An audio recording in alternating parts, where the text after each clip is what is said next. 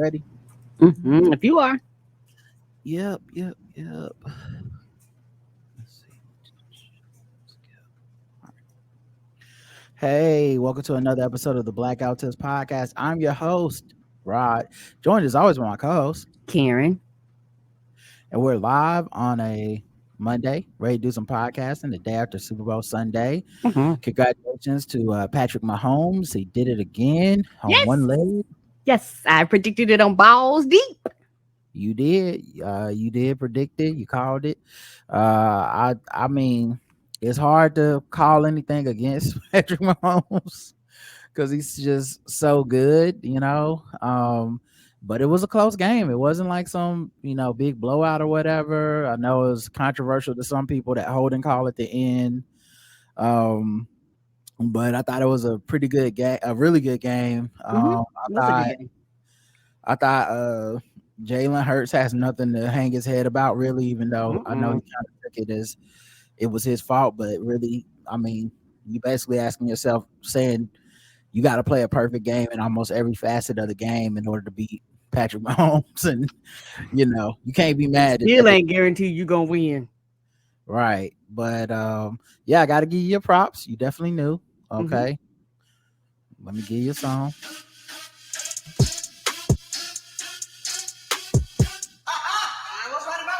Karen, we know it. Karen,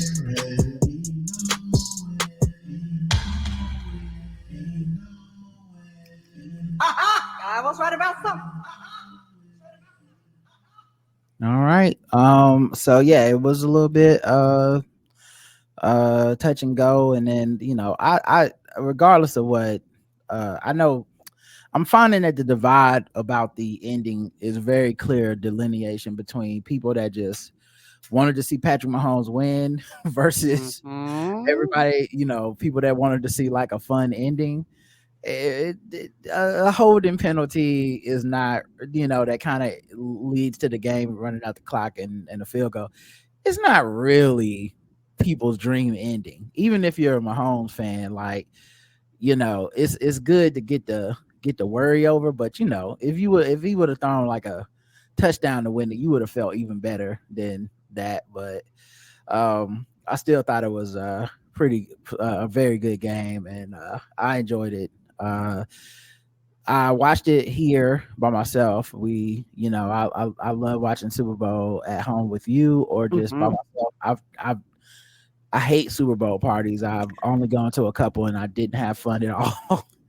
and I Yeah, never because me and and I you watch never the commercials and doing the right. commercial break is when everybody want to talk and you don't mind that, but me and you we are like the oddballs. Like, no, I actually want to see the brand new commercials, y'all. I don't Yeah. watch them when they release them. None of that. I want to see the commercials, and Yeah. During the I Super had a Bowl, I pee during the game. Like I get up the bathroom me break is during the too. game, and then I'm like, oh cool, commercials is back on. So like I know it's weird. I don't feel like explaining it. Mm-mm. People always feel like a social pressure to talk Yeah, whenever you're watching the game. They feel like I gotta say something, and next thing you know, it's like you're talking, you're eating food, but you're not really getting that full experience. And I know I'm a weirdo, so I just hmm I just don't even right, right. So I entertain it. just stay at the house, right? Because this is our thing. Like, I enjoyed the commercials. Now the one weird commercial, and I'm so glad that they I seen an article on this. That Hmm. Tubi commercial, Hmm. it tripped me the hell out because I'm here by myself, and then all of a sudden the TV looked like it started. It was like dee dee dee dee dee dee, and it started like looking like if somebody was like fucking with my apps. I was like, the fuck is this? Hmm. I was like, that was weird. Yeah, that was a good one. A lot of people were thrown off by that commercial. I think it was interesting because the biggest commercials for me were all like movie related. Yeah, Like yeah. the Flash commercial, it was interesting to see what they were doing with that. Guardians of the Galaxy had a new I'm commercial. so ready for that.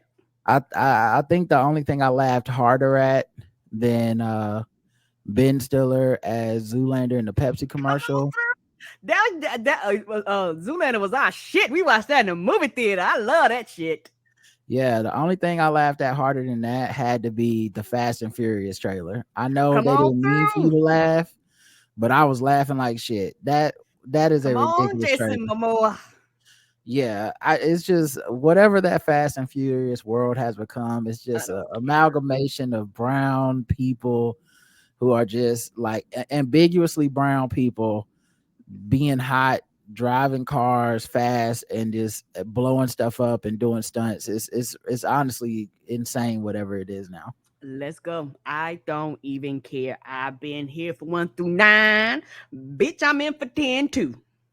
Yeah, and it's always funny because every trailer, I bet if you just did a super cut of all the trailers, every trailer is like, I'm the enemy. I'm gonna destroy you, Dom Toretto. Fast forward to the next trailer. Dom, I'm your friend. You need some help.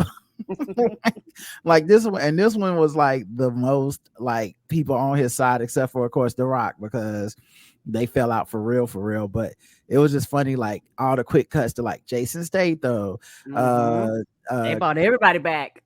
yeah, I forget the wrestler turned actor, who's a Peacemaker, but him was in, yeah, John Cena. Yeah, John Cena was in this joint. Of course, Letty, she used to be, Michelle Rodriguez used to be a bad guy. Like it's just all these people that used to be bad guys just being like, it's time for family.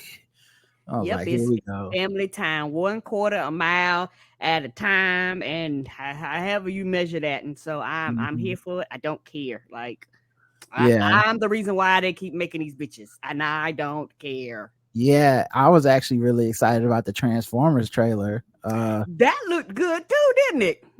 Yeah, I'm definitely just the reason. Like, it doesn't even really matter. Like, I'm just into the Transformers universe. It just whatever Mm-hmm. they do in a movie theater, I have the nostalgia for it. It doesn't even have to be good. I don't care. I'm just gonna see it in the theater. If it is good, it's the only way it could be good is to see it in the theater anyway. So Yep. I want to see big ass robots fighting and using the voices I grew up with. So I'm all the way in. Me too. I'm in, and it does not bother me. Everybody, when it comes to the movies, everybody has like they jam and they genre, and me and you, we just like action. Like that's our shit. Mhm. And other people have their other genres that they love too. And like, I don't like action, bitch. That's fine. I'll Mhm. let you enjoy whatever the fuck you enjoy, and you let me enjoy shit getting blown up, shit doing impossible white man shit. People falling down, getting up and shaking it off like they just stumped a toe. Let's go. Yeah, I like the Dunkin' Donuts with Ben Affleck commercial. Ah, And J Lo showed up. I thought that was a cool one. yes, Then the M&Ms was trolling the whole time. Everybody made a big deal about Maya Rudolph and and I just love that the M&Ms are in on it, the yes. company, and they just like, yeah, people gonna get mad. We actually don't care about those people. We don't think they're gonna do shit. So, They still gonna buy the candy or not buy the candy. Like it ain't gonna make a difference. well, not just that, but this was all a part probably of getting the Super Bowl ad. I bet the whole time they had this in mind. Like, so that's what's even more brilliant is they started this in like the beginning of January, knowing they get a Super Bowl ad out of it. Mm, The Adam Driver Squarespace commercials to me felt like was Keanu Reeves. strange. Yeah, it felt like Keanu Reeves should have did it. You know what? Yeah, he'd been perfect in that. Yeah, like it felt like because even the suits and the like clones, it looked like the Matrix almost. So it's like if you couldn't get Keanu Reeves, you get Adam Driver. But I did like the movie trailer with him and going back in time fighting dinosaurs with his daughter. That was cool. Yeah, yeah. Me and you definitely had talked about that when we first started seeing those. So Mhm. I'm definitely in with that. Ant-Man, I got my tickets, Oh and yeah, so I'm going to see that shit Thursday night, right after work. I'm like, yeah, bitch, let's go. So I am booked and fully loaded. I'm ready for mhm, that. Uh, yeah. I think I'm saying it Friday after work because Thursday, they want us to have not be too far from a computer in case we got to work or something. Although maybe I'll try to see it Thursday, and if they don't, because the last couple Thursdays they haven't needed us for anything after work, so I don't know, but I I like really to go want to see see him that. early because motherfuckers like to spoil shit. So I'm like, nope. Yeah, me too. Me too. So we'll see how that works out, but yeah, I'm all the way here for that. Downey Unstoppables was a commercial with Danny McBride, who started going by Downey McBride. The Yes, only thing, that's my boy. I absolutely love that dude. He is fucking hilarious. the only thing about that one was I feel like the commercial needed like 4 or 5 fucks in it, because I feel like It was he's too better. clean, wasn't it? Yeah, Yes. And yeah. and then it his boy that does a lot of the stuff with him. The one that was like did the principal thing with him, and Hmm. you know what I'm talking about. The dude who was like I don't give a fuck about athletics. Fuck athletics. That dude. Yeah. I know Walton Goggins. Yes, he need to be Goggins, with him. Walton Goggins. Yeah, cause they are a combo that I love together. Yeah. Um. Then there was the Fubo TV one. You already brought that up. Mhm. The one for Paramount Plus with like Sylvester Stallone hanging off a mountain. Um. And the face Uh. sneezed. Air, the movie about Michael Jordan that clearly doesn't have Michael Michael Jordan in it. Jordan. I guess I won't be Right. watching it. White people, man. A couple Mayo commercials. Pete Davidson was in one. Um, so it was, yeah, those are like the main ones that I kind of fucked with. Oh, the Popeyes kid got a commercial for Popeyes. The Yes. one that was a meme. I was just happy he was getting that NIL deal, Mm-hmm. But yeah, it was mostly the movie trailers that really blew that really were for me. Yeah, I'm like you. I was all in for the movie trailers, and so I'm like, let's go. Everybody got my money. We getting ready to crank up that movie season. So I'm just ready to go. Like I said, you got Ant-Man, then you have something coming out in March and like next few months. So I am really excited. Let's go. Yeah, the commercials I really didn't like. I didn't like the Uber one commercial with Diddy where That he had to was write a hit song. weird. Yeah, I didn't really like that one. Yeah, I got an Uber app and they kept promoting that. I was like, the fuck is this? Why? I don't understand. It's just like they kept trying to, I guess, push it on you to try to get you to sign up for it. And I guess you get a discount off of your rides and like a discount off of Uber Eats. But it was just weird the way they promoted it. Yeah, the Jack Harlow one, I don't get Jack Harlow's appeal. I'm sure it's just not for me, but I've tried listening to his music and stuff, but every time I see him, I'm just like, who is keeping the Jack Harlow industrial complex alive? Like, show yourself. I don't know. And every time I see him, you know me, who? I'm looking at him like, who is you? And why he Yeah, saying you? I know he's reprising the White Man Can't Jump movie thing. I don't get the appeal. And I listen to his album. And for those that don't remember him, I think he's also the one who didn't know Brandy was Ray J's sister. Oh, that So dude. Okay. yeah, so it could be just like an attractiveness thing. Like maybe people think Mhm. he's really hot, and I'm just Yeah. not in the And in the demo or whatever. But man, I just do not that see how this man is like sticking around. and they do this with several dudes where they'll keep pushing them and pushing them and pushing them until they're like, okay, we can't do anything else with them. Mm. You get that a few times every generation, and like there's some dudes where they just keep making flop after flop after flop, or movie after movie after movie. Then after a while, they just kind of disappear. And I think he's kind of quote unquote the next thing until he gets a hit, Yeah, or either they'll get tired of promoting them. One of the no two. idea, no idea. Creed 3 trailer was great. Oh yeah, Of I'm course. all in. The Popcorners Breaking Bad Super Bowl commercial was awesome, but you don't watch Breaking Bad, so you probably didn't Mm-mm, really get it. mm-mm. I did like the Miles Teller commercial for Bud Light where he was dancing to the whole music with his real wife. Yes, That was and I cool. seen that, and I was like, you know Shit, I might be put on hold and dance. I was like, they look like they had a great time dancing on hold. Yeah, that was a good one. That was a good one. Tubi had a commercial called Rabbit Hole that was about all the like different content they have, because they just take anything and put it on there. And Yes. I was like, this is not the best representation for why people watch Tubi. They should have shown some clips from them terrible ass black movies that be on there. I wanted to see somebody get fake gunshot and have fake blood, and then cut back and forget to put the blood on the shirt, have a different shirt on. Only thing that would have been better, and they probably couldn't afford one, is a shout out to Three Guys On. I would have loved the Haya Mhm. streaming service where they would have did like the kung fu's, like them old kung fu's. I would have loved that too. Yeah, I was just looking at it like, this is terrible. Uh, this commercial, like, this is not why people watch it. Like, matter of No, fact, I might be able to show y'all on my Facebook. I think this is so funny. You can. I've never done Tubi, never had Tubi. I know Tubi probably got an app on the TV somewhere. I'm like, who? What's the Yep. Tubi? This is something on my that I saw on Facebook that was so funny to me. It's like Tubi movies be like is what it's called. Here we go. We're not gonna be together no more. I'm taking my microwave.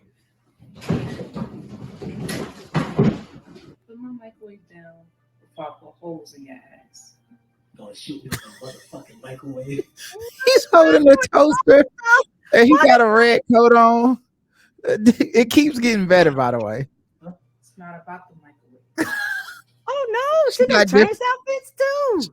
Different hair too. Principal motherfucker. The gun is a drill. Oh, he got on the wig and the toaster turned from white to blue. What is happening here? But now you don't got that jacket on. You ain't even go to school. So what the fuck you know about a principal?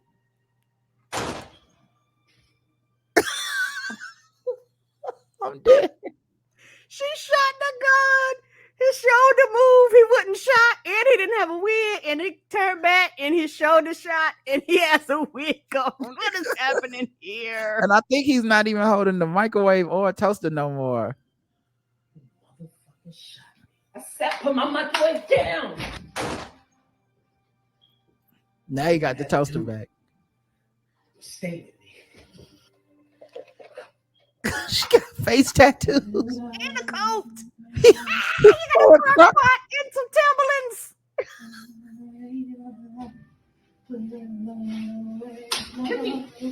Give me my microwave. Stupid. But that's what they should have showed. That's hilarious. That is what we should have showed. Like for Tubi, I feel like I think they would have got the Then best. I was like, commercial. okay, I get you Tubi because Tubi confuses me.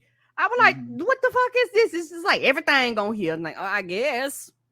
Right, all you need is an iPhone. You can start a Tubi movie. Apparently so. So those are like the main ones. What'd you think of the halftime show with Rihanna? I absolutely I loved it. I really enjoyed it. Riri sung all her hits. She has a long catalog. Sometimes I think people forget her hits and how many people she sung the songs or she collaborated with somebody or she sung the hook to something, and so she has the right to perform all these different songs. So her catalog is really, really, really extensive. So I'm really looking forward to see what she does next. And sounds like because everybody was trying to figure out if she was pregnant or not. And so apparently after the and I'm one of them things where I'm like I want to hear it come out of her mouth, but apparently her people was like she's pregnant. I was like, okay, that makes sense. That because I was like, is because whenever you have a baby, sometimes you don't lose weight immediately. So some people was like, hey, that she just recently had a baby, so baby weight ain't no joke. It just don't shake off of you. Well, that baby. Well, so there was a lot. Obviously it's impolite to ask or inquire if someone's pregnant, so you had to deal with that shit. To me, as soon as she came on stage and rubbed her belly, I was like, oh, she's pregnant again. like it just didn't seem like it was like controversial to say. I felt like she was saying it. And so everybody spent a lot of time fighting about whether it was okay to say she was pregnant. And I was like, I don't give a fuck what y'all say. I got these jokes. So I just started making jokes during the Super Bowl on Twitter. And I was I think Refinery 29 or something, whatever they are, they used one of my jokes on Instagram because I was like, we spent all this time speculating about who her special guest was going to be for the halftime, and it was a fetus. Like Apparently so. She brought that. She went out there with no features, no help, by herself. Clearly, I think because she was pregnant, there was only so much dancing and shit she could do. Right. That's why you have everybody else do the motherfucking dancing. Yeah, she was like, y'all gonna get these TikTok dances and the backup dancers gonna dance hard as fuck. They would dance for their lives, wouldn't they? Yeah. One thing she did prove though to me is she got the hits. Like it wasn't like going out there by yourself doing that many damn songs, and all of them was very familiar. All of them was bops. All of them was songs, like even the ones when she was featured on it. Yes. And it would just be like she would do her part, but not the whole song or whatever. Correct. Even those, it was just like, yeah, dog. She like this is such a great get for them to have somebody that could do that. And I know a lot of people was like, yeah, she wasn't putting in a lot of effort and stuff, but I just really think it must have just been the pregnancy thing. Because I've seen her perform before. She put in more like stuff, but you know, I'm 60 feet off the ground. I'm not giving y'all but so much. Bitch, she had Mario baby. Level 1-3 up there, bitch. How much popping and bopping you gonna do if you're trying to make it to the green tunnel? Come on now. Right.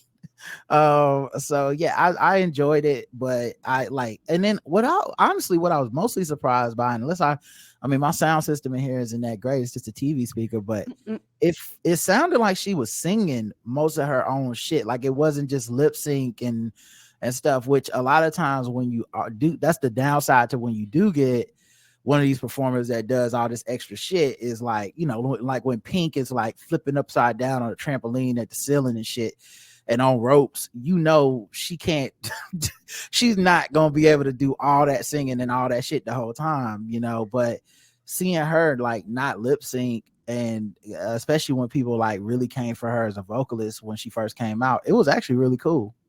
Yeah, and also something and like this, and I think me personally, and I've realized it wasn't just me.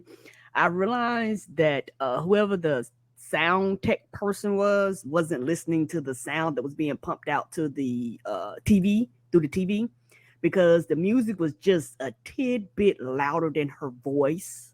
And so for me, I could hear her, but it's like the announcers, you know, when the announcers talk, they talk like us. You just hear, it's almost like they're being pumped separately. And I was like, oh, her sound isn't being pumped in conjunction with or as a separate feed. So it's like her voice was just a little lower. Like I said, I could hear her, but I thought her voice was going to be louder, you know, than the music. You know, I understand you outside and things like that, but you know, some people just spoil you with the vocals. I'll just say, like, I don't give a fuck about the crowd screaming and all that bullshit. I came to hear her sing. Yeah, I'm at home. I'm not there. I did not notice that. I listened to it on my TV and I couldn't detect like a audio issue with the music versus her vocals, but you know, I also don't have wasn't a big thing, a sound bar. I don't have like, you know, headphones or anything, but yeah, and Twitter, I didn't see anyone complaining about it either. So because, you know, to me, they love to point out the negative. And I think if she would have, they already were kind of shitting on the performance in general. So I feel like some of them. So I feel like if her sound would have been off, I feel like it would have been a much bigger deal, but I couldn't tell. Yeah, and it was one of those things where I actually had to turn up the sound of the TV so that I could hear her. You know, so like I said, I could hear her, but like I said, it's just me, and because we record all the time and things like that, you know, that stuff I kind of listen for, and I was like her. And well, I'm not saying you're wrong. I'm not saying you're wrong. I'm not saying you're wrong. I just saying I didn't notice it. That's it. And I asked the chat room, and it's like 50-50 in there too. So, you know, some of them noticed it and some didn't, you know, but it was, but it was weird because, like I said, normally any issue and Twitter take, but maybe they were so like thrown off by her being pregnant and not like Right. That dancing was the on it. last thing on the agenda. Yeah, but yeah, it was, to me, what's so crazy about this Super Bowl. I don't find anything about this Super Bowl that was controversial, and I mean the whole thing from commercials to halftime to the game, and at the same time, like, it's not the most memorable Super Bowl either. It was just kind of like, all right, that was cool, you know what I mean? And I Mhm. think to a certain extent, I miss when it was more like controversial, as in like you had some commercials that were just like fucked up, and or people would say they were offensive or something. But I think all the commercials, they're trying to be safe. I think even with the halftime show, I think Rihanna had to probably play it safe just because being pregnant. I do wonder if when she accepted this, if she knew she'd be pregnant, or if this was like something she had to adjust to, because I do It feel would, like we would have got a different show if she wasn't pregnant. yes, I think that this was something that they probably had to adjust to. It wouldn't be surprising if she was not pregnant at the time and Yeah. accepted and then became pregnant, and then they kind of worked around that. But honey, you did great for somebody that's pregnant. They The thing that lifted was you weird 6 to me, feet in the air and shit. You doing great. the thing that was weird to me too was at the beginning of the game when they trotted out like the Pat Tillman Foundation recipients, and then Damar Hamlin came out with the first responders and stuff, and I don't know, for some reason both of them felt kind of unsavory. Maybe because we all know the real story behind Pat Tillman, with his own battalion killing him and then trying to cover it up with friendly fire and burning his diary, his journal and shit. And then Damar Hamlin's interesting to me. I think I might be the only person that feels this way, and it's so maybe I'm tripping. But I said this at work too, and it was kind of like questioned. But he wants to play again, and I feel like everybody's acting like that's okay. It's weird because I think the happy, perfect fairy tale ending was him getting his money, and then we still don't understand exactly what or how that happened to him, if he's susceptible to that happening again. And I feel like everybody was like, okay, cool, you're alive, you're like almost a mascot now that we pull out just to go, hey, he's okay, everybody, come, football's still good. If anything happens to this dude on the field, if he dies or gets another heart issue on the field, I It don't know what you do with that, and I don't know why any team would risk that. I would blackball him from the league just on some general, like, we can't be the team you die on. Same way it Yes, was with Chris Bosh. Chris Bosh. Yeah, Yeah, but, and but he apparently wanted to come back, and then all the teams was like, "No, dog, we understand, but we just cannot do I'm it the only one that think is feeling this way. I haven't really seen anybody else say that, but as because soon if as I something saw, happened, everybody gonna be like, why? Why did y'all do it?" because months ago I said, or however long ago it happened, I said, yeah, I think, what are we gonna do when he gets to the point where he wants to play again? And everybody was kind of like, well, that probably won't happen. You know what I mean? Like, come He's on, the still brother just young. barely alive. And I'm like, yeah, man, but young dudes that play Yeah, football are not thinking like you and me. We wouldn't play football in the first place. So right. And we the older too. so the bias that they got is that they would play football in the first place. So why wouldn't he think eventually I would like to be back on the field? And of Correct. course, that's what he said in an interview recently. And I'm like, yeah, I can't think of a worse idea. Can't think of a worse idea. Don't fucking do that. You know what I I mean? would not pick him because the team that picks him is gonna have to deal with every time he comes out. It's gonna be the talk of the game every single time. Like nobody wants to deal with that, And they gave him pension money and all this, so it's not a money thing. right? This is the thing. This is the thing that a lot of people. We had Steve White on our show, rest in peace, a long time ago. We Mhm. talked to him about the concussions issues that people were having. Steve said something that stuck with me to this day, and I'll never forget it. But I was like, with this concussion stuff, with all this, I mean, like, do you think like basically people gonna stop playing football because it's dangerous? And he said no, because what everyone forgets is that these guys want to play. It's the Right. one thing nobody talks about. All the smart egghead motherfuckers always talk about it on some like, you just trying to get some money, you want to take care of your family. No, they like football. They want to go Right. down as great football players. They want to be Correct. remembered. They want the Hall of Fame. Some of the They stuff they've like been thinking about since kids. they like slamming their head into shit. Like they're not Mhm. like this idea that like football is something that is being made and forced upon them is stupid. They want to do it. And so when I think about what Steve White said, I think about DeMar Hamlin. That was the first thing I thought with DeMar Hamlin. Everyone's like, "Oh, thank God he didn't die." Well, what a happy ending. We can have him try him out for a couple games, show everybody he's okay. And I said, and then what happens when he starts thinking, "I'm okay. Nothing else has happened to me. I'm ready to go put the pads back on." What Right. happens? And I don't know what team will. I hope all teams just don't even talk to each other. Everybody looks at you like, type of thing. Yeah. I mean, I And you would be hate to be shocked like if that, but it's one of the things where you like, why? Why risk it? I'd be shocked if there's not some sort of like insurance or doctor thing, or just like we paid you out with your full pension and salary. We can't go back. Like if you go back, like I just can't imagine that people would let this happen just because it's so, or he wouldn't have to give something up like, okay, I will sign my pension away, I will sign away whatever this insurance shit is, treat me like a regular football player, throw me back in the mix. Like I just, my goodness. I would never, bitch. What? I got a pension. The fuck I'm gonna go back out there for? But like you say, am not am not the person that will play football in the first place. Yeah, it's always, that's always what we forget. Yeah, all when right, when you're young, you think you're invincible, and you don't think about the day you turn 35 or 45 or 55. That's the furthest thing from your mind. I can live forever. Okay, now. All right, let's get into some other news.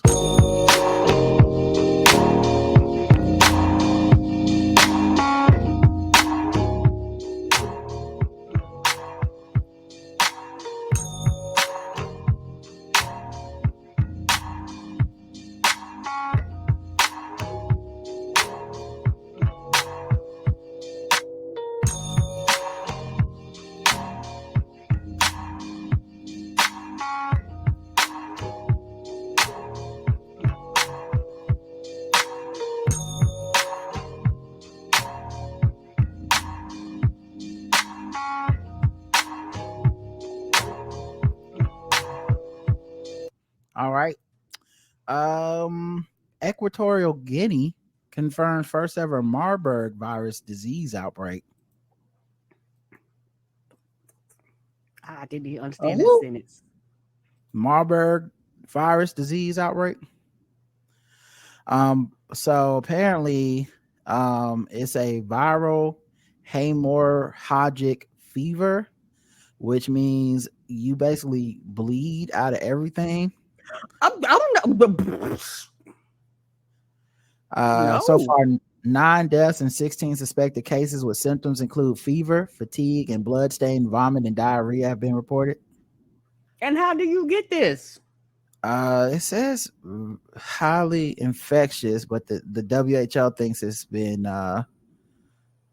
contained. Although, I feel like that lady in episode 2 of The Last of Us, boom,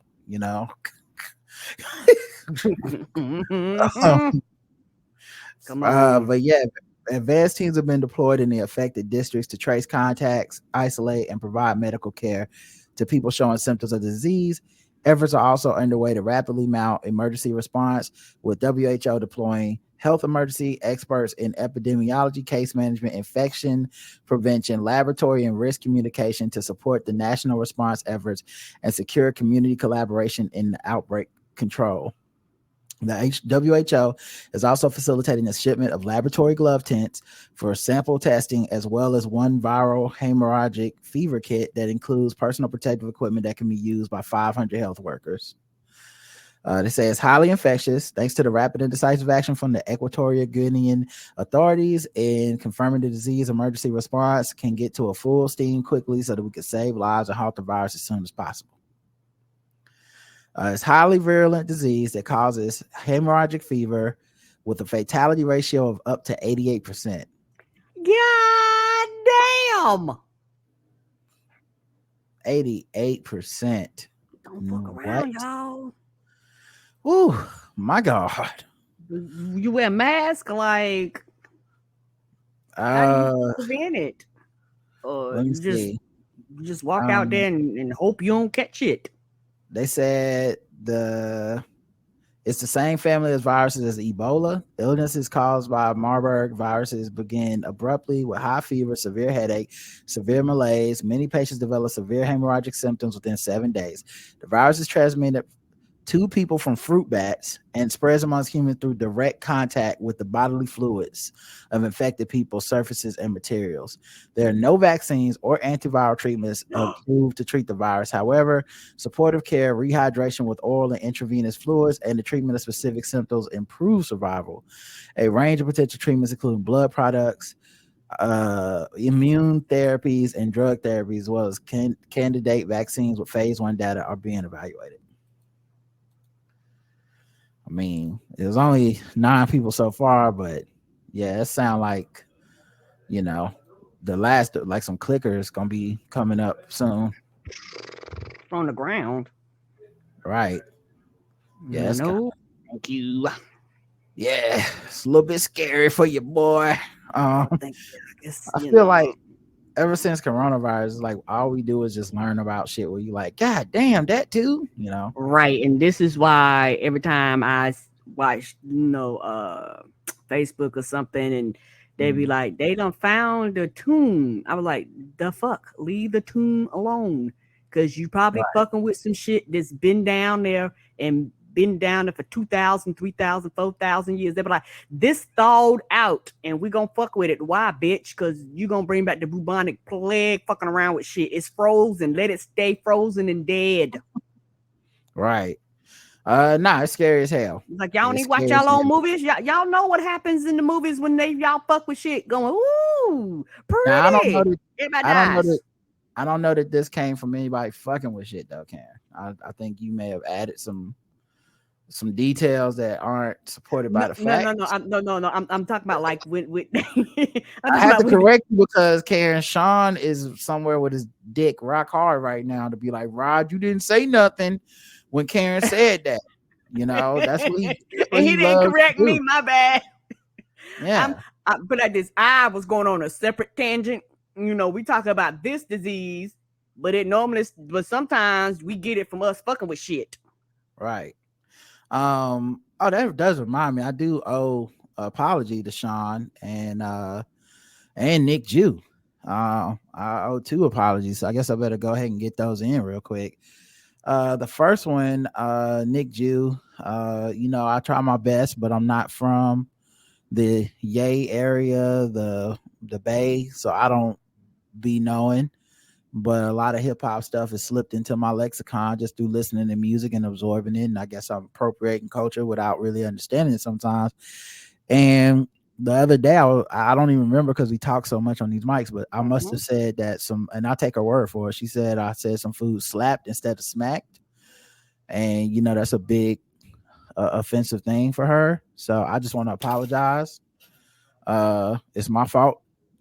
I'll be listening to E40 and I don't be opening up the front of the CD case that have all them fucking glossary of terms. And I just be going off of vibes and be like, we smoking the broccoli with the cheddar bay or some shit, and it don't be what it mean. So I'm sorry about that. I'm trying my best not to do it, but it's a cultural difference too, right?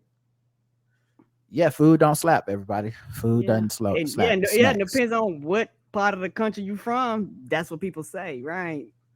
And also, I like to apologize to Sean because Google had it. The results made it look like the child policy is in Japan, but if you click into the article, if it says China in the article, but not on any of the results. There's several results that say one child policy for Japan, but it's all about China and other places. So apparently China doesn't have and never had a one child policy. So I like to apologize to Sean. I'm sorry I made a mistake. I tried to warn everybody that once I came up to New York and I was juggling a lot of balls, that the show would change. I wouldn't be able to do as much research. I'd probably be a little mentally fatigued and you're not gonna be as thorough. Yeah. He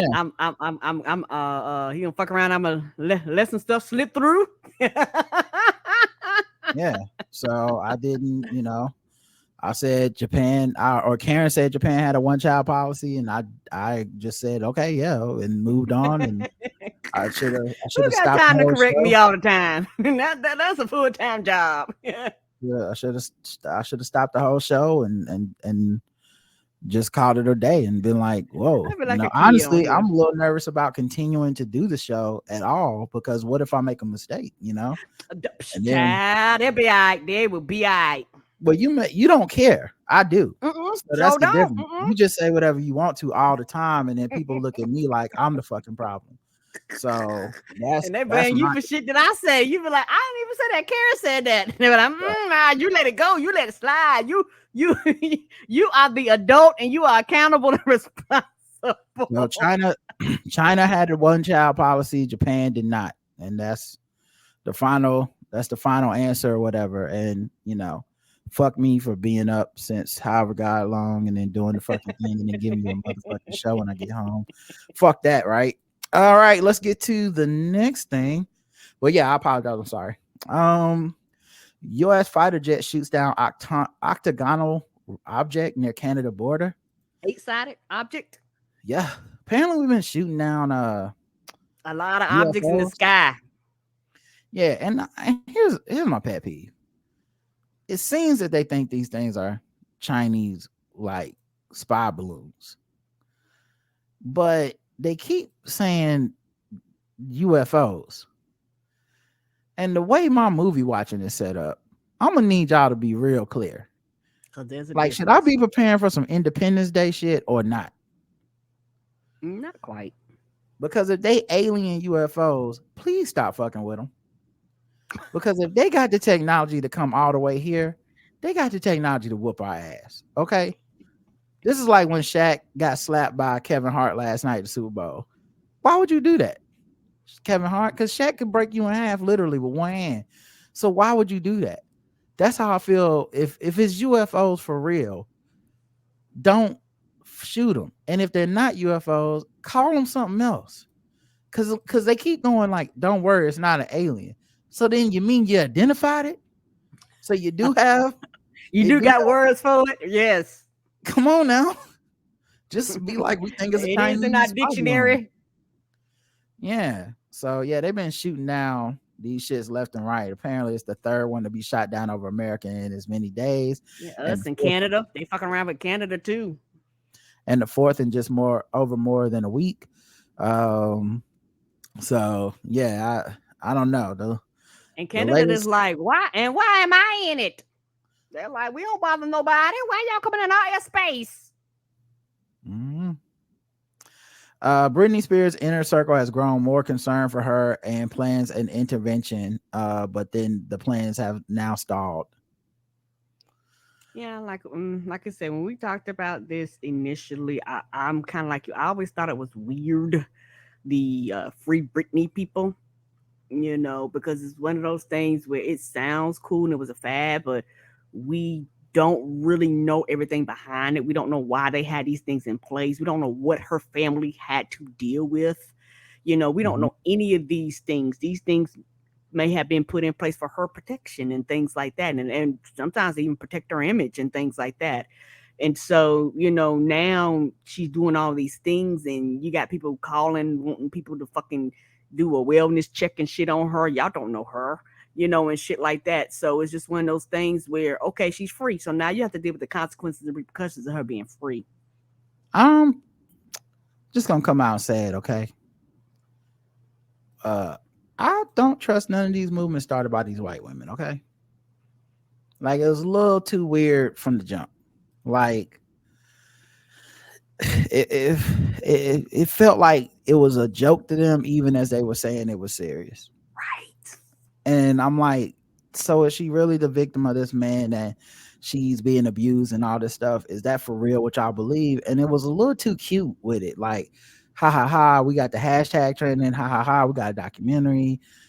And there was never any real concern for her mental health or aftercare or anything. It was just like, free her. Nothing's ever been wrong with her. Right. She's just a victim of this horrible family, and she should just go off and do whatever she wants. And it got, as her behavior came more and more erratic and it was obvious, they started being like, no, this is a good thing. Doesn't everyone on Instagram just take naked pictures to spin around? It's like, no, No. everybody actually doesn't. And I can tell that you either don't look at this content or you're so worried about looking wrong for what you initially did that you refuse to change your mind, Right. which is just very foolish to me. I think at some point any rational person would have been like, yeah, okay, like we can't do this forever, you know. But yeah, her people that know her apparently said she's been going through a lot, become increasingly combative. Um and they planned an intervention but canceled it at the last minute. She did, however, meet with a doctor on Wednesday night. And while the meeting went well, the next steps are unclear. Right. Like I said, we don't have to deal. Her family has to deal with the consequences and the repercussions, of all these things. We don't know anything about her mental diagnosis or any of that stuff. Like her family is the people that actually have to deal with the every day to day life. It's real easy for people to come in and say all this shit and do this hashtag, and then guess what? They're going with their lives, and they don't Yeah, have to deal with like, any of the fallout behind it. yeah, and so it's this quasi equality feminism shit that's really throwing me off, right? Like Romy just said it in the chat. If male stars can act wild, ruin their life, and blow their money, she should be able to as well. Do they do that without judgment? Is that what's happening? You know what I mean? Like, this is why I say you cannot pretend that you care about these people. Because if this was my brother doing this, I would want to do something to stop this from him destroying himself Because they're or your harming loved himself or ones. fucking up his life beyond repair, because I actually love that nigga. It's not just some Right. motherfucker that Not I'm like, some random your person. freedom is freedom. Like, I would be like, bro, you know, like in this case, her own children were talking about issues they were having with her. And it's like, all I'm saying is we can look at this situation and be like, this is above our pay grade. We don't know Right. enough as fans. And inventing some like fiction of just like it's a huge conspiracy to just shut down this woman who needs no help, who's doing just fine. They're just trying to somehow make her look bad and take all her money. To just stick with that even after you've seen all this is very weird to me. So it's like we definitely do say shit when other people's mental health runs rampant. Kanye But West is even a if prime example.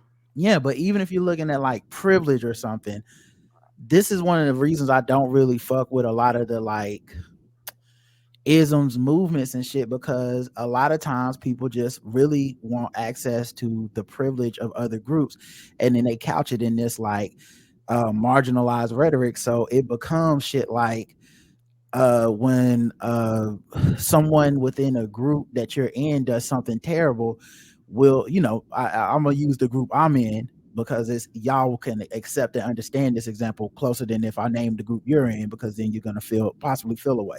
Right. But for example, when Bill Cosby is the most prolific rapist of all time, I knew black men who said, I'm not going to say that about a black, they always trying to take a black man down. What about Emmett Till? And it became this thing of like, oh, and even worse, and this is just what Romy did, even though I'm not saying it's the same, but it's that with Harvey Weinstein, and you're like, okay, so because a white man possibly might get away with it, black man shouldn't. Now, I'm not saying Britney's a criminal or something. I'm Mm-mm. saying in this case, it's just going, she may need help.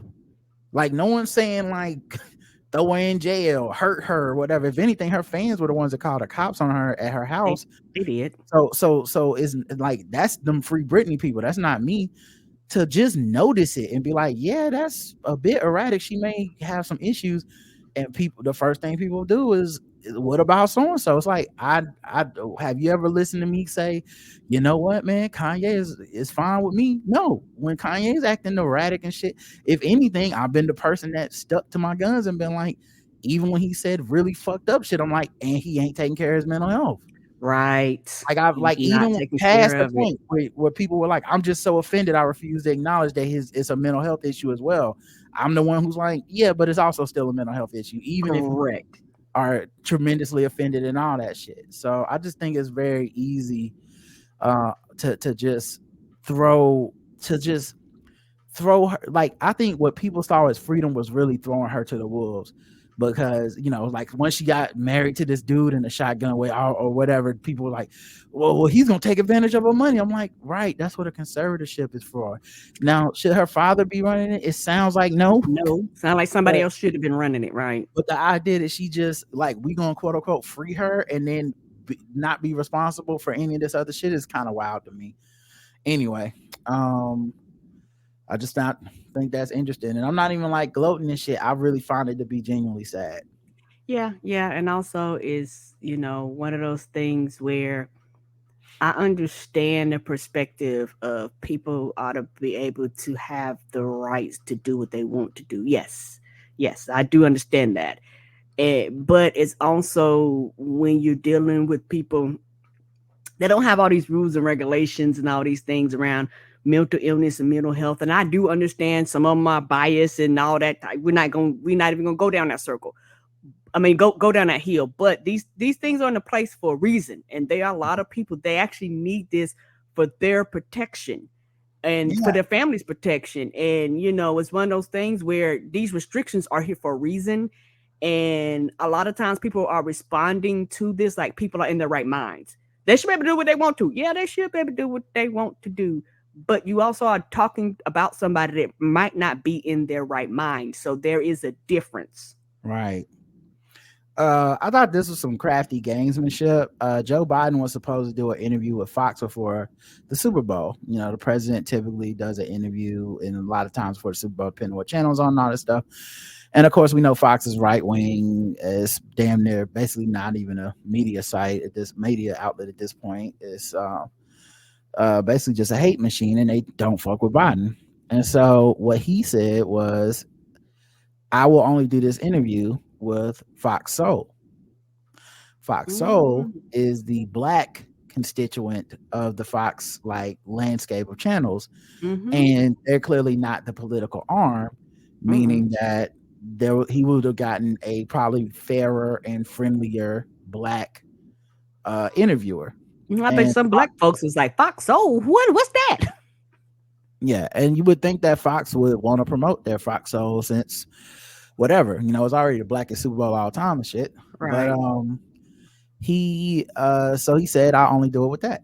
And they said Fox News was like, no, either he Right. does it, Because they we'll petty. shut it down rather than let him get a friendly interview with black people. Cool. Well, then we won't do no interview.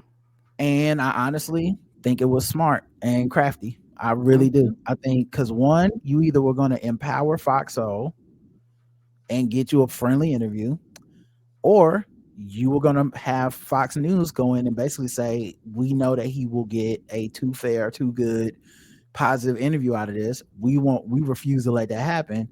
We're going to shut it down, because it was a stunt from them. Yes. So yeah, I thought that was very interesting, and I thought it was very crafty, and I That like was that actually very smart because either I'm gonna get what I want or you gonna get what you want, which is I'm gonna get what I want, but you won't get what you want. Like right that's the because thing. you won't get an interview right because you won't because Right, you're gonna have to decline me because you're right, not gonna want to do what I ask you to do, right? right. So yeah, they tried to act like he we haven't heard from him. He walked out on the interview, and it's like, no, the Biden administration put out, no, we told him what we do the interview under if we could do it with Fox Soul. Like, And they declined, did so that. I guess we won't be doing the interview. Yeah, she said the president was looking forward to an interview with Fox Soul to discuss the Super Bowl, State of the Union, and critical issues impacting the everyday lives of Black Americans. This also is a beautiful head nod to black folks because all those, well, they don't care about us. What about black folks? Well, here you go. Here you go on the biggest interview of the year for the president, and he's like, "I'm only gonna do this if I can talk to black folks. Right. If not," and then Fox is like, "Of course we shutting that down." He did interviews on PBS and on Telemundo this week. Come on through, Telemundo. So, They was like, we're gonna translate this for you. Let's go. So he was trying, but yeah, Fox know what they doing. All right, let's see. And so does Biden. So he was like, what you not Yeah. gonna do is that. Yeah. Surgeon General warns that 13 is too early to join social media. Yeah, I agree. I hate to be like this. I 100% agree. I know that people with kids and children, I know it's very difficult for a lot of parents to decide what is the appropriate and what is the right age for your child, and it varies per child. But some of y'all think y'all kids are extra special. No, they're kids, and they function just like normal kids. They're not some super extra special talent kid that know how to deal with situations they never experienced before. Social media is a mess. It's a mess of fucking adults. You got adults being tricked by robots. The fuck you think a kid's gonna do? Yeah, I think it's obvious to me that I mean, 13 varies, and maybe your kid more than other people, blah blah blah. I'm not trying to knock you if you're a parent or call you a bad parent, but right, just from the shit I've seen on social media, the shit I've seen grown ass people with adult fully formed brains be affected by through social media. Correct. The idea of putting a young developing brain on social media and just letting it run rampant, which is what social media companies essentially do. It's a lot of the honor code system, like you 18 or not? Do you want to see these titties? And how many 13-year-olds are like, I have the restraint, I think I'll go to Disneyland. No, like it's not gonna happen, right? And you have to put a lot of restrictions and monitor and all that type of stuff. Yes. Yeah. So I think a lot of people they think of themselves maybe, or they think their kid is special or whatever, but I think as a actual policy, it does seem like maybe kids shouldn't be on there. So yeah, I'm on the Surgeon General side, and this is a Surgeon General. Like, what would they have to? Me too, because you also, people fail to realize, and people of our generation, we never had to deal with this, and we would have been just as fucked up and doing the same stupid shit we do because kids are kids. But you have to think now you deal with, possibly, let's say your child is possibly getting bullied in school. Now they're getting bullied in school and bullied online. Like, people don't really consider that type of shit, because kids are mean and kids are cruel to each other.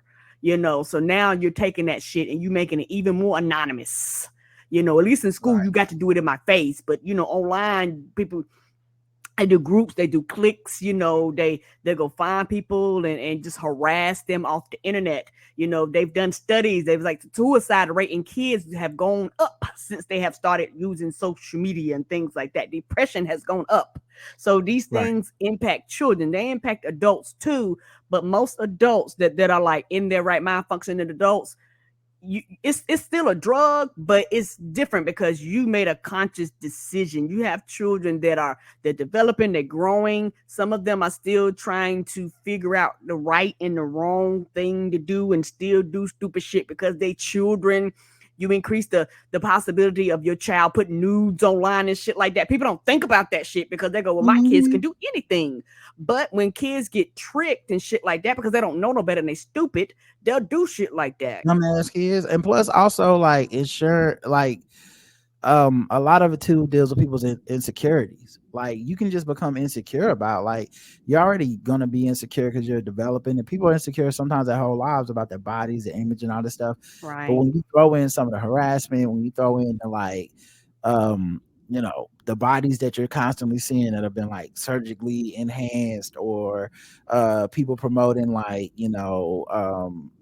diets that are unhealthy and clothing that's unhealthy and stuff, or even just low-key like promoting sexuality in a way that you're not prepared to think about at that age, like all this stuff, and I'm not talking about like sexual preference or orientation. I'm talking about like at 13, I probably shouldn't have something in my pocket that is just like a grown ass person can show me like stuff with sex like that. Like it's just Agreed. even someone having that kind of access to a child is a dangerous slippery slope. So yeah, I think it is, an interesting issue. We've talked about it before on the show, and I think the Surgeon General bringing it up is it should be telling everybody that it's a very serious thing. And odds are they've done studies and research and shit, and they was like, "Oh, this is fucking our kids up." Right, right. So they wouldn't come out and All say this right. for no reason. Hmm. I agree.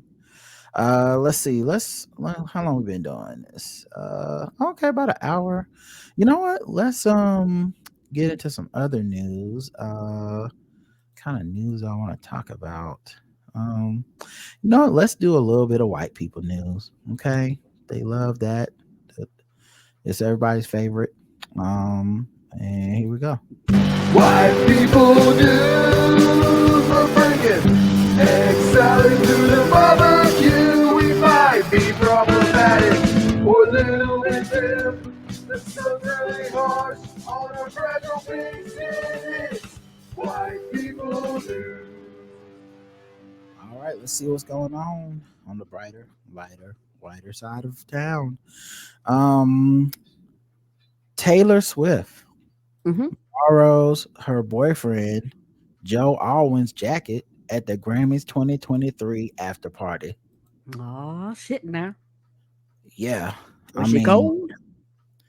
she must have been. It's just like They made it the news story. this is huge breaking news right here. Like she was borrowing his jacket. That's a big deal. Here's her picture and her boyfriend's leather jacket that she's just wearing, almost like you would wear, a dude's Letterman jacket or something. She wore it around her shoulders. She celebrated winning the best music video at the 2023 Grammys with her own Oh, star-studded party. one thing I can say I really uh did like about Taylor Swift is she literally stood up and she cheered everybody on. It didn't matter who you was. Like, I don't know if anybody realized that or not. Like, she stood up, she cheered for everybody. She stood up, she was like going, telling everybody congratulations. I was like, that's what you do. She was like, I am here to with no malice in my heart towards anybody.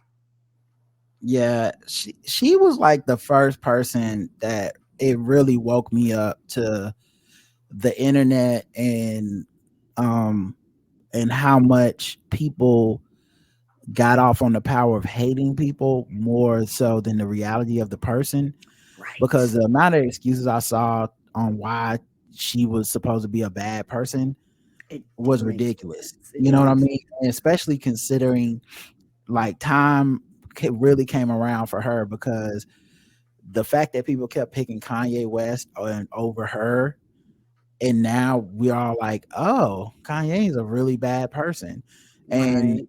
you're not going to see people go back and revisit how they were wrong. Right. He had no business doing that. But I remember, because we talked about those things at the time, and Mhm. people would write in and be mad about the fact that I would be like, yeah, I don't see how she did anything wrong here. Right. Um, and so her being like a feminist icon,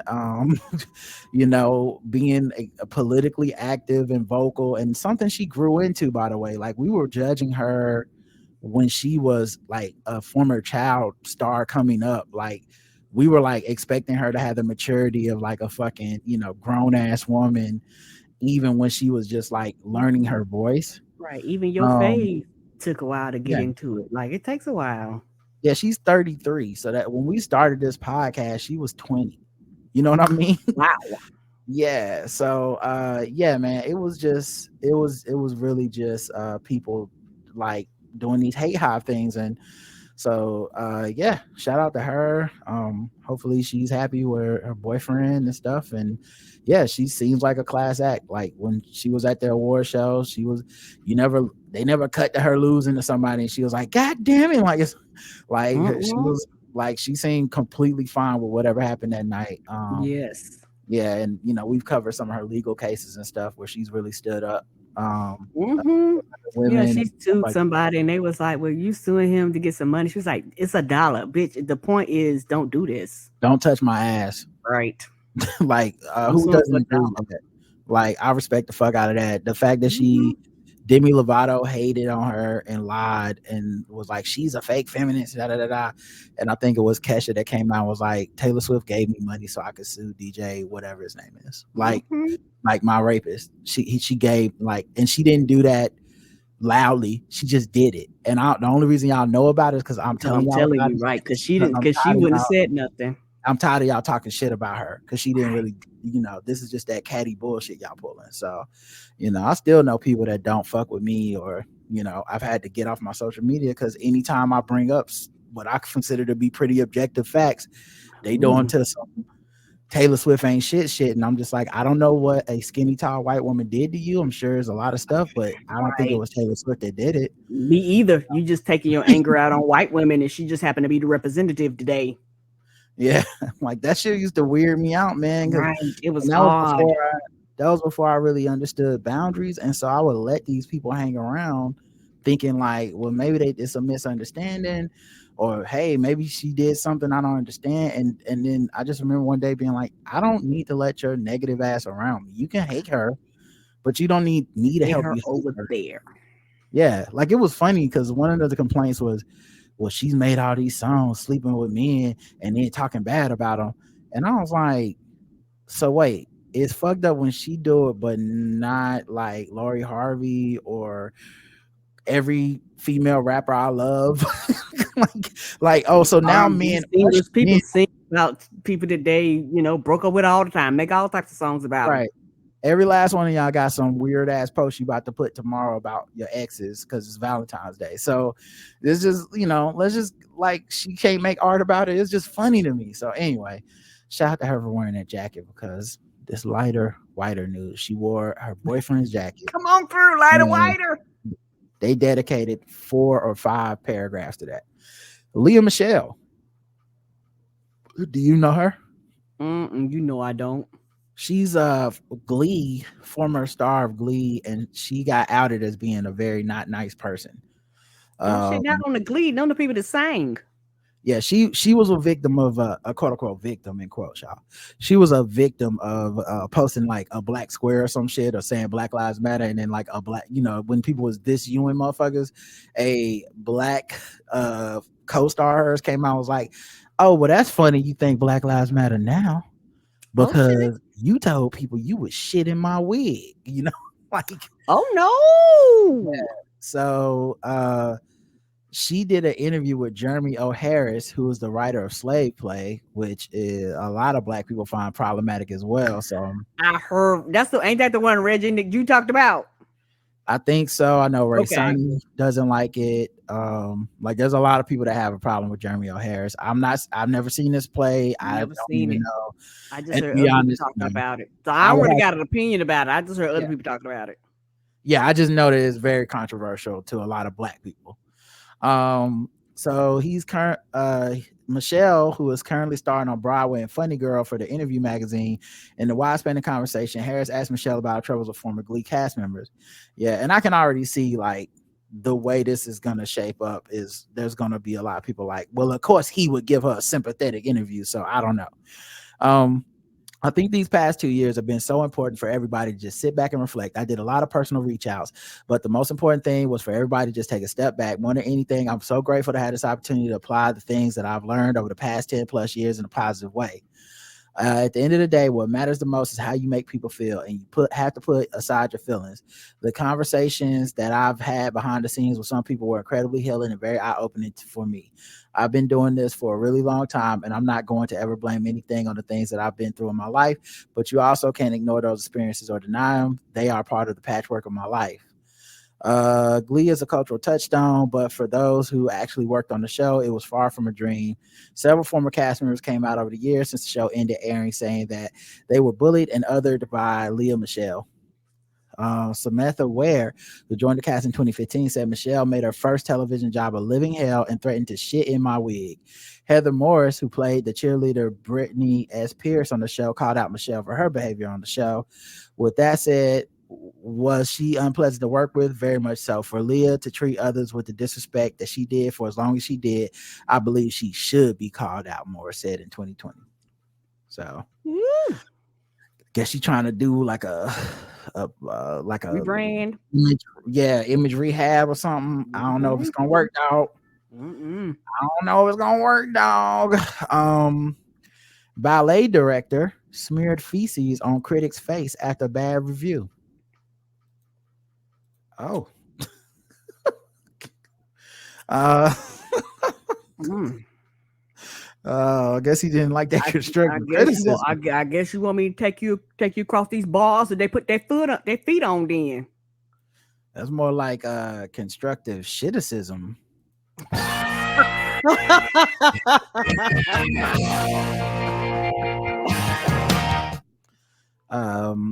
Marco, it looks like Goki or Gweki or something, was apparently furious about a review of one of his shows by journalist Wiebke Hooster. Don't worry, IPO write in and correct all this. And correct us, because we don't know IPO. Allegedly, he confronted Miss Hooster during the halftime break of another show and smeared a paper bag filled with dog excrement on her face. Now, here's my question. Do you just keep a paper bag with dog excrement around for shit like this? No pun intended. Fresh? I mean, was that dog on site? Were you like walking your dog and was like, you know what? I'm glad I read that review right now. You know what happened? This is definitely white people news, because they'd have been like, yes, such as they whipped the critics' ass. The performer's ass. Like, do you text someone to be like, hey, I need you to go walk a dog real quick. I see that bitch. She is sitting in the third row. It's on. When the last time your dog took a poop? Take a walk right now. He allegedly confronted her during the halftime break of another show and smeared that paper bag.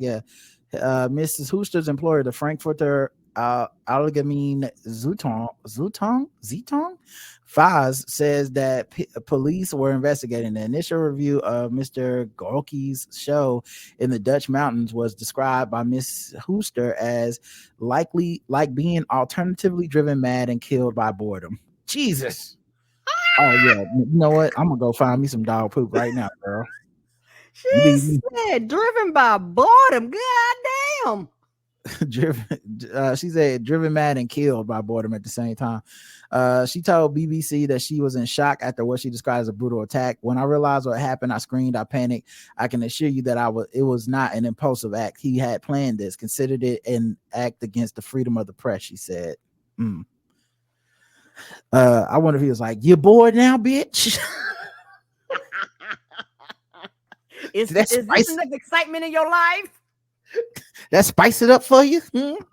Wait till you see the third act.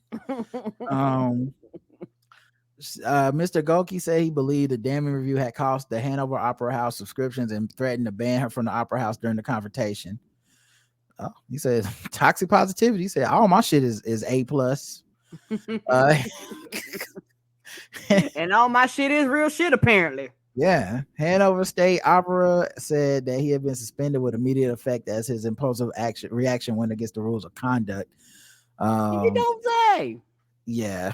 Suspended. How did he get that in there without nobody smelling the shit? Am I the only one confused? He said it was in a bag. I don't know. But also, like, suspended?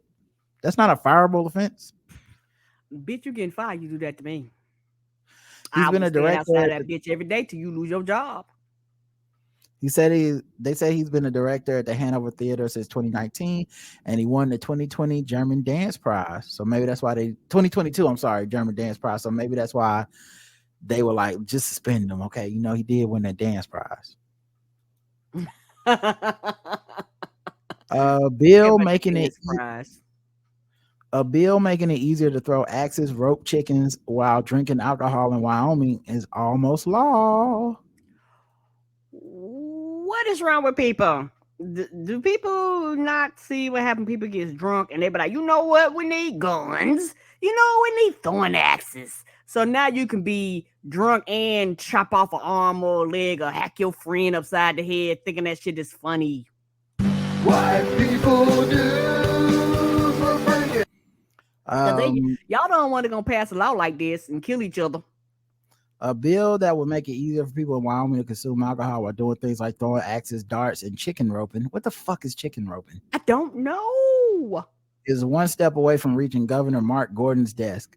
And darts are dangerous too. Them bitches are sharp on the ends. We had a dartboard in our office and we had to take it down because one, the darts can go through the wall, not all the way through the wall, but like get stuck in the wall. And then two, I think Heaven came in our office and she was chilling on the couch and like a dart almost fell and hit her. And so it's like, you know what? Maybe no darts. And now keep in mind, I never felt comfortable with them fucking darts in the room. I was like, I'm about to say, I know that shit was not your idea. Yeah. Ooh. The whole time I was like, y'all sure about this? And they assured me it was safe. And I was like, all right, if y'all say so. And then, yeah, just one day they came back was like, yeah, so Heaven almost died. I was like, yeah, that makes sense. I don't know why y'all thought that would work. Anyway. This is not a game room. Yeah. Senate File 13 will make entertainment-based businesses in Wyoming eligible for a bar and grill liquor license. Those businesses now have to compete with other businesses and retail liquor licenses. The bar and grill license, the way it's being shaped, will have a very positive impact and give communities a lot more flexibility. Why they chicken roping? Somebody got a YouTube on chicken roping in there. Okay. I guess we can watch some chicken roping. Find out what the fuck a chicken roping is. Yeah, it's one of those things. I'm like, do I want to see this? But because I know it's just gonna be a rabbit hole. But fuck it, let's take a look at the chicken roping. I got to know what chicken roping is. Hey, see this belt buckle? Actually won the world national champion for chicken roping back in 2017. I took a few years off. And First of all, I'm surprised they spelled the G on chicken roping. I feel like you don't need, that's just superfluous. We don't need that. I think this year I'm going to come back out and make it happen. So I'm just getting my practice on. This year we can go out there and win another buckle, take home some money.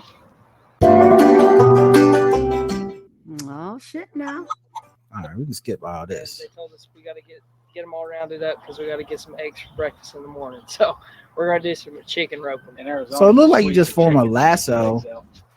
It looked like you just form a lasso and then you like rope. You just try to rope up some chickens. I mean, okay. They don't lay them. You just squeeze them out of them. Okay, so you can either... Does the thick one have a gun on his hip? What is going on with this? That makes sense. Are the chickens armed? Why he got a gun? What the fuck? They might peck you. You never know. You might run up against a gangster chicken. We got to get them. I represent my set. All right. So we're gonna do some chicken roping. In Arizona, you squeeze the chickens to get the eggs out. They don't lay them; you just squeeze them out of them. Okay, so you can either head them, rope the neck, or catch them running and be lucky to snag a leg. So we got a point system going on. For every chicken you catch, it's 1 point, and whoever catches the most doesn't have to cook breakfast. Too. Catch them by the foot, it's 2. 2 points. There you go. All right, I can't rope. So you're making breakfast tomorrow. So these chickens are just chilling. Oh wait, no, because we're staying in a hotel. Oh, that's true. What the?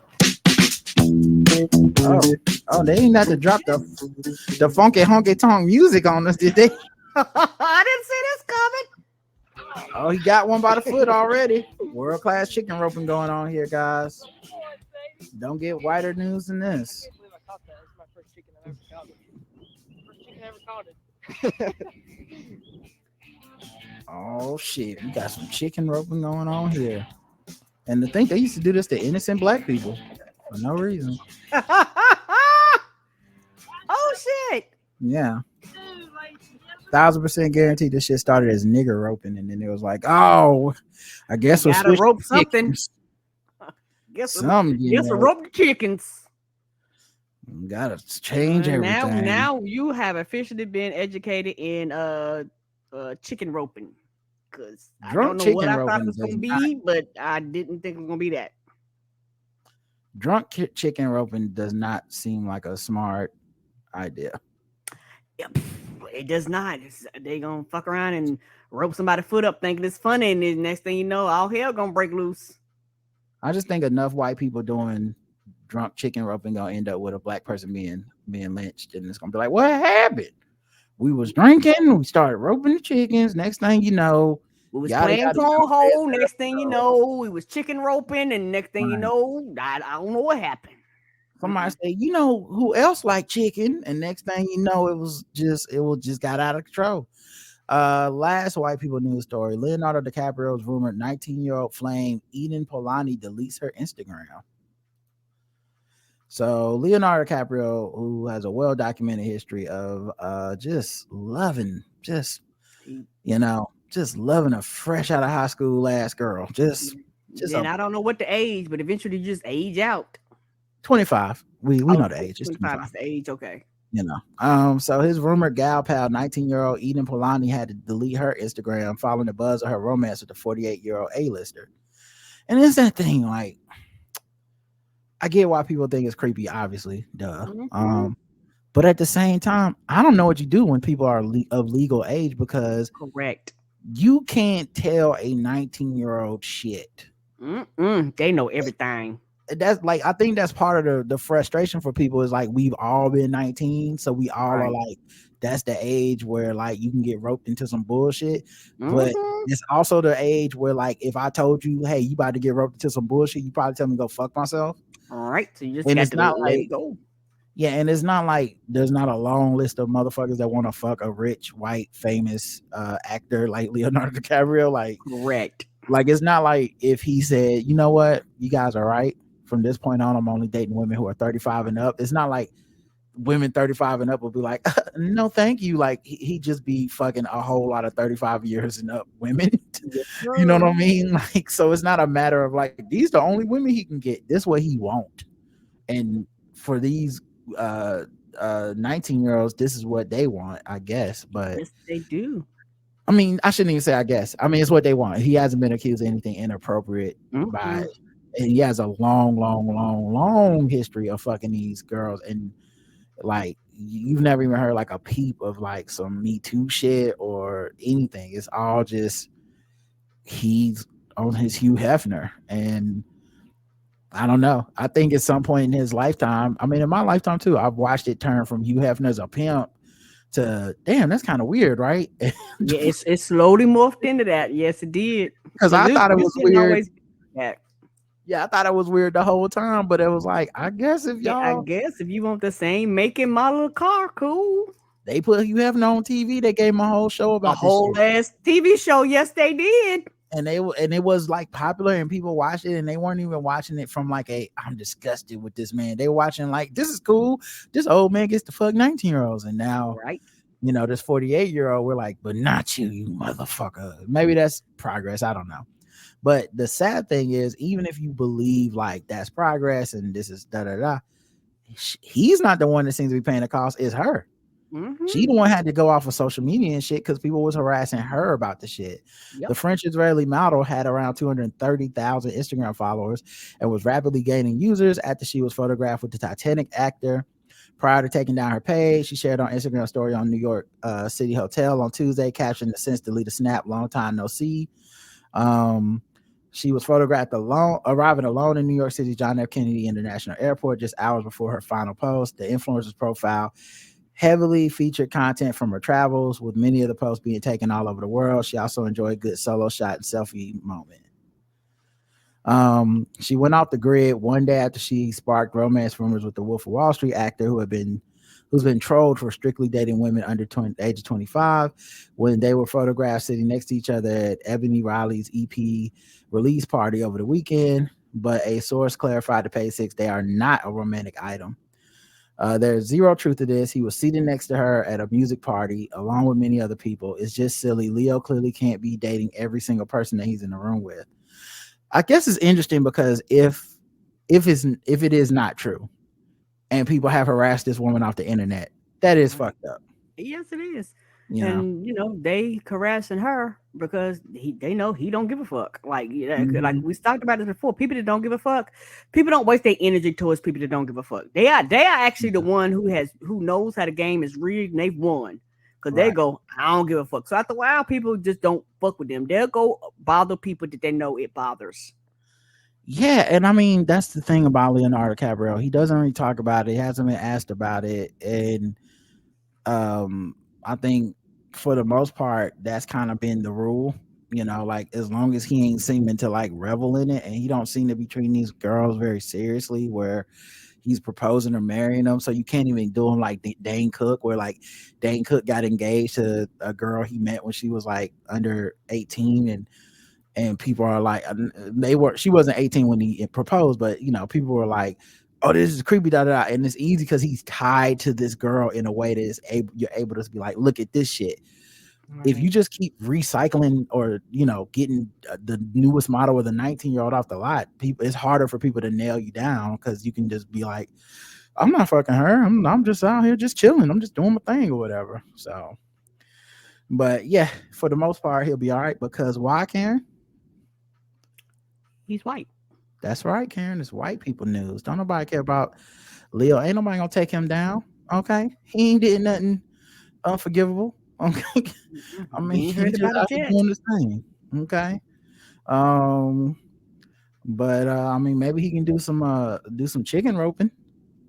Apparently, so chicken roping is a thing. He's just doing some chicken roping himself, and I don't even care about the chicken roping. Why, Karen? Chickens are dying every day, people, at churches, Popeyes, and Kentucky Fried Chicken. Really? That's right. I mean, you want me Chicken to care die every about day, this? B. Okay. I mean, shit. If a man comes attack you and you know kung fu, you're gonna hi-ya him, right? Right? If he throw some shit on you when you doing a review for him, I sure will hi-ya the hell out of you. right? And I can't hate on Leonardo DiCaprio. You know why? And he's doing his thing. He's just doing his thing. All right. Let's move to the final. Let's do some guess the race. And then we'll get out of here. What time is it?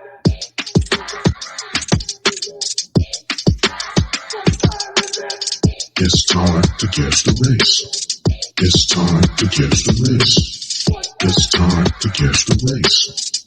It's time to guess the race. All right, guess the race. The game will go around the globe, find different articles, guess the race of the people involved. Today's contestants are Karen, and of course the chat room plays along, and they're all racist. Authorities have arrested one man who they say held up a clerk at gunpoint and walked out with cigarettes and cash. Oh shit, that ain't cash.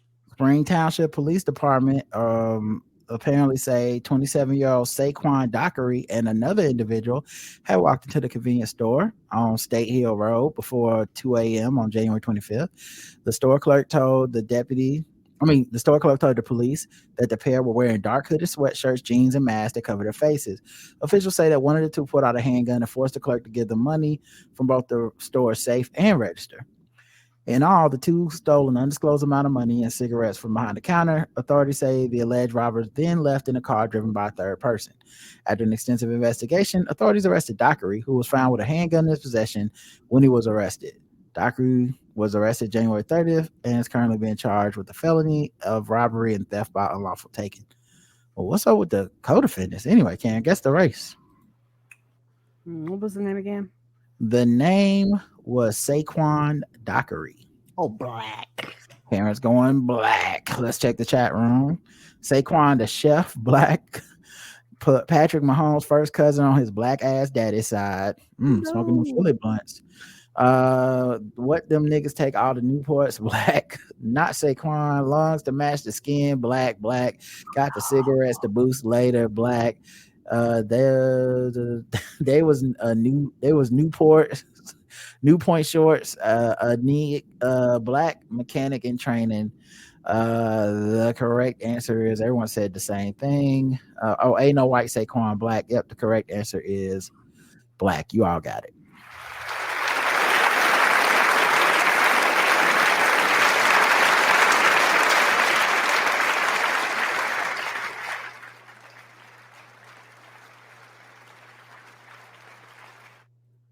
And that's his picture there. Oh, Yeah, yeah. you know just he was wonder, hearing everything. it's like not to be too conspiracy, but I also wonder if that was if maybe they just picked up the first brother they saw, because it seemed like they had nothing to tie to the crime other than he had a gun on him. Like I thought it was gonna be like in cell phone footage or something, like something tied him to the crime. It was just like, yeah, they picked him up. He had a gun. It's him. It's like, well, wasn't it 3 of them? What about who drove the car? Like, None of that matters. We got the most important person. yeah, it seemed like a kind of a weird case there. I guess open and shut, I guess. A Key West businessman shoots and kills an unarmed man for urinating on a building. Oh, a lot of jokes about bodily fluids. I mean, not jokes, but Stories? stories about bodily fluid today. A Key West business owner was arrested after he shot and killed an unarmed man who was urinating on the side of his building. Lloyd Preston Brewer III shot Garrett Hughes, 21, and Preston Brewer is 57, just before 12:30 a.m. outside of Sears Town Shopping Center along North Roosevelt Boulevard. Key West fire rescue crews took Hughes to Lower Keys Medical Center where he was pronounced dead. Oh no! Apparently, the guy owned a building containing a bar and other tenants. Reportedly, he confronted Hughes, who was drunk, for urinating along the wall of the building. Well, I mean, listen, if you own a bar, people gonna get drunk and do some drunk stuff. Mm-hmm. Ward says, at least they wouldn't chicken roping and throwing axes. It could have been worse. Could have been worse. Well, that law hasn't passed yet, so maybe so. Okay, it hadn't passed yet. Okay. Well, shit, in Florida they probably don't have a law against it. Ward. We didn't know it needed to be a law. Right. Ward said that surveillance footage showed Brewer, who was also drunk, getting out of his car to confront Hughes, who was shirtless and unarmed. Now, see, you drunk. This is the drunk man shooting the drunk man. You know what I mean? The drunk beating the drunk. You can't be drunk too and shoot the man. Right. Hughes is kind of stumbling, and Brewer pulls up his shirt, pulls out a gun, pumps a shot into his stomach. Ward said Brewer may have fired another shot. He said Brewer then called 911 to report that he shot Hughes in self-defense, but the video doesn't support that theory. He's like, well, he could pee long. I mean, he could pee longer than you thought. He could have peed on me from 20 feet away. That's a whole new level of senselessness, isn't it? It's like a slip and slide. The fuck is this? Ward said investigators found no evidence of any prior disputes between the two. So he's booked on second-degree murder and a weapons charge. All right, Karen, guess the race of Lloyd Preston Brewer III. White. All right. Self-appointed piss enforcement is a very white hobby. We know he a Trumpy insurrectionist white. This sounds like Trailer Park Boys episode white. Come on. White. All right. Seems like the consensus is white. A series of bad decisions white. The correct answer is white. You got it.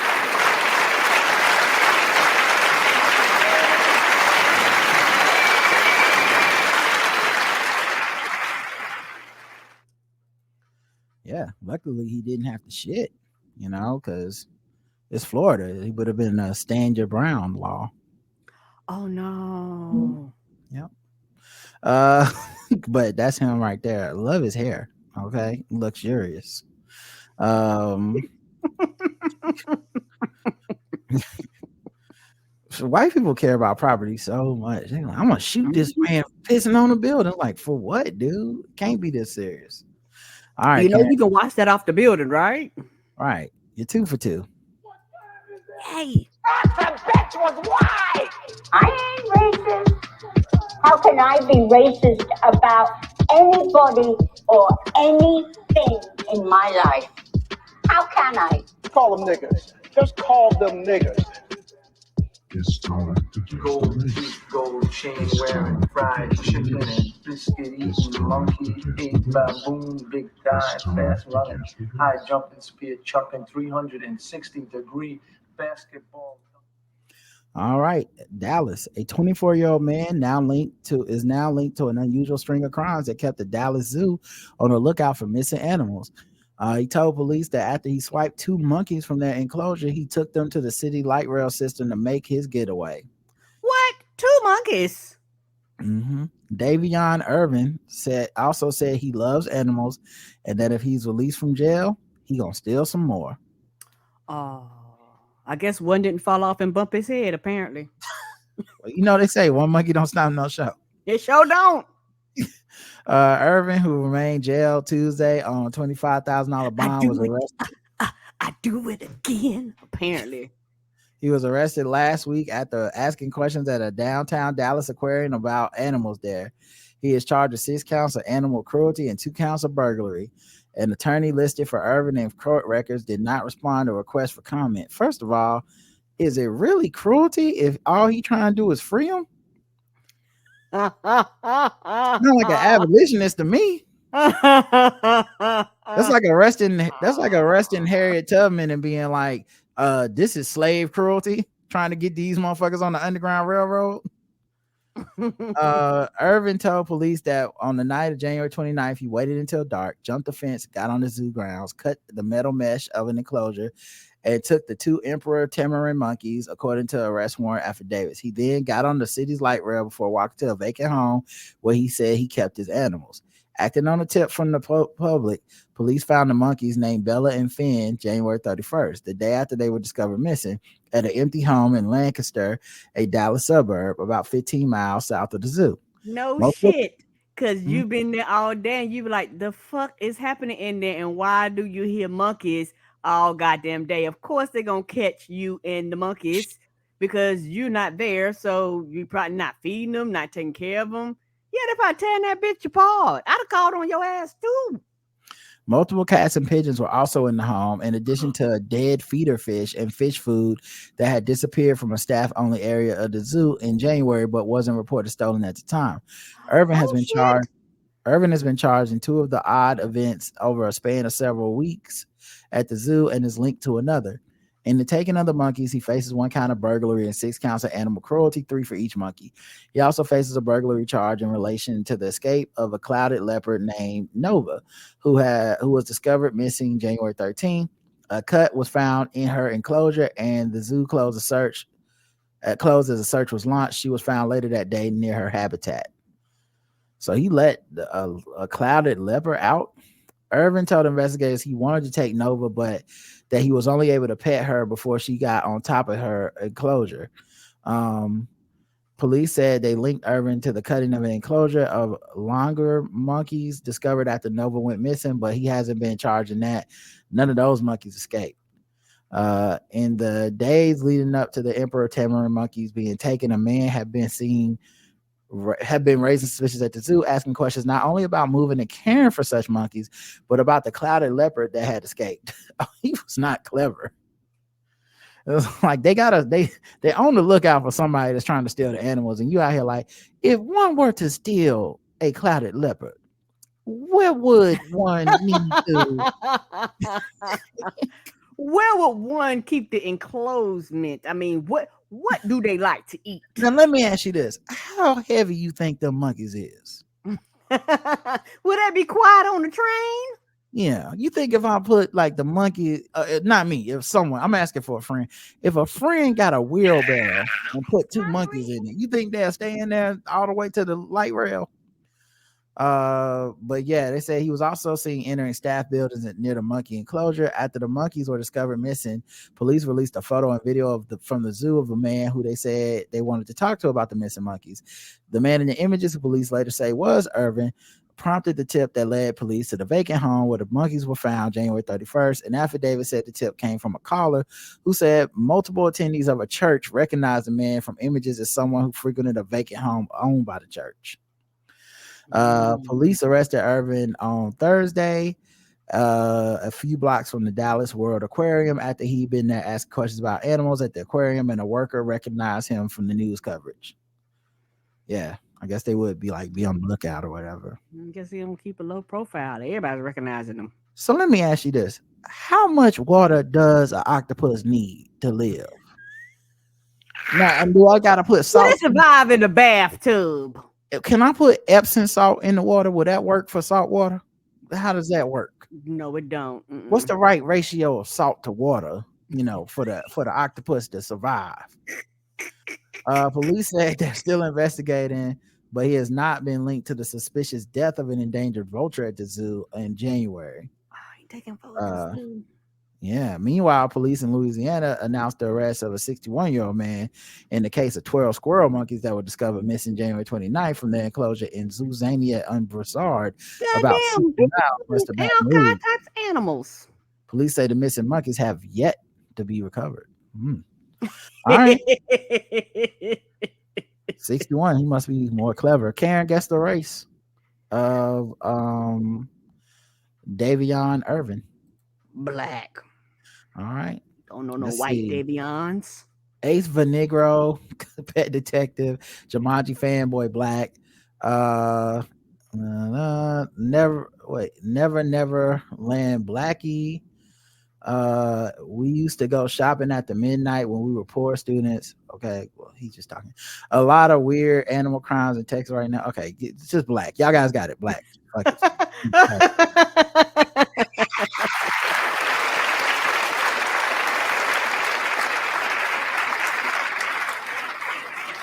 All right, let's do some sword ratchetness.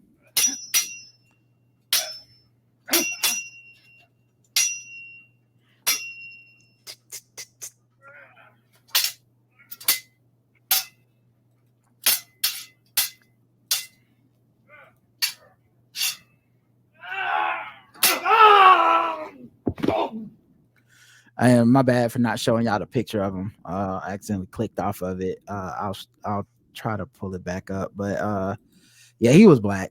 It was just one of them sad, ridiculous stories. All right, here's his picture. Taking all the animals out the zoo. Yeah, he's just trying to free him. He's the motherfucking. And can you give him Yeah, that's him right there. And can you give him grape soda? No, sir. Right. What's their favorite flavor of Kool-Aid? Former college student pleads guilty to deadly sword attack. A former University of Connecticut student pleaded guilty to murder and other charges Wednesday for killing a man and severely wounding another with a sword in 2020. One of the two deadly attacks that led to a 6-day manhunt in several states that ended with his capture in Maryland. Oh, Peter Manfredonia. So he had them going everywhere. I guess so.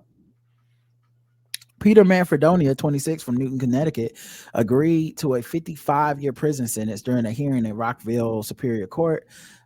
Sentencing was set April 20th. He also is expected to plead guilty in connection with the second attack next week in state court in Milford. Manfredonia. What was they going to censor them? He agreed to 55. What was that? It was like 2,000. He was like, well, I agree to 55. All right, maybe life or death. Who knows? Okay. He answered the questions from the judge about the plea agreement during the hearing, but did not say anything else. He pleaded guilty to murder, assault, and home invasion. They said the victims and their families in both cases support the plea bargain. So they're like, the people that, probably don't want to see his life ruined, blah, blah, blah, that kind of thing. Yes, he's white. It was a global resolution plea agreement between everybody, a lot of discussion between two state attorneys and family of the victims and the two judges. Manfredonia's lawyer, Michael Dolan, called the plea agreement a fair resolution based on the evidence and seriousness of the charges. So he'll receive another 55-year state sentence when he pleads guilty to the next case on February 16th. And they'll run the sentences concurrently.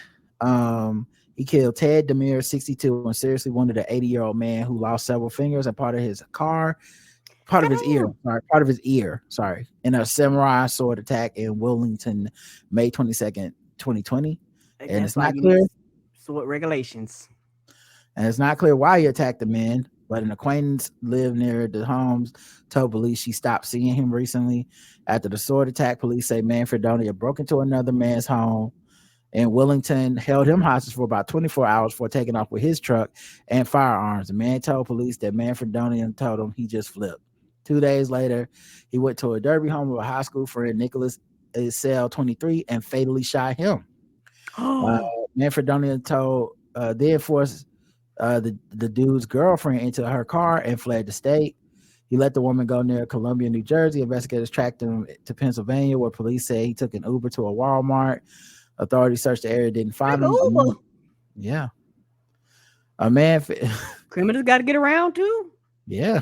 He tipped well. A man fitting his description was later spotted near Scranton, Pennsylvania, prompting another search.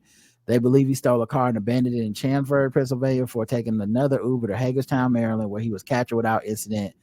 When the police spotted him near a truck stop, his lawyer said he was having mental health problems at the time. It was difficult for him to get help during the months of the coronavirus pandemic. So there you go. That explains everything. All right, that's it, man. Thanks for hanging out with us. Thank you for kicking it with us. Yeah, thank you to My Hero Academia for finally dubbing another episode. Took them a while. Yes, it's been almost a month. Get y'all shit together. Thank you to Vox Machina for wrapping up the season in great it was fashion. Excellent. Vox Machina is excellent. Yeah, and thank you to The Last of Us for making the best video game content ever created on the TV show. It. So we appreciate all of that. And we'll talk to y'all later. There'll be no show Wednesday, right? I think you have a game. Yes, I got a Hornets game. And then possibly for premium people, we won't have a show Friday, like not even Nerd Off or Balls Deep, depending if I have to go to when I can go see this movie. Okay, because I know won't nothing be Thursday because I'm going to see Ant-Man right after work. Right. All right, y'all. That's it. Until next time. I love you. I love you too. Mwah. Bye, everybody.